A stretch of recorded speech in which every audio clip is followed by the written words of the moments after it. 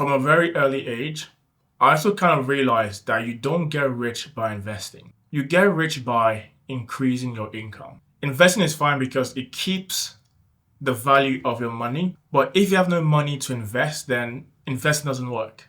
You see what I mean? If you're investing the bare minimum, that is not going to make you rich out of nowhere. That's the reason a lot of people chase outrageous returns. They want 100x the £500 they have. Whereas the goal should be to try and make more money and earn a decent return on your investment. From an early age, I knew that I cannot depend on having just one job. You need different side hustles. And the best way is to make the side hustle something that comes more natural to you, if possible. Which is why for me, I make YouTube content, I coach people in fitness, I coach people to write CVs, cover letters, how to get a job.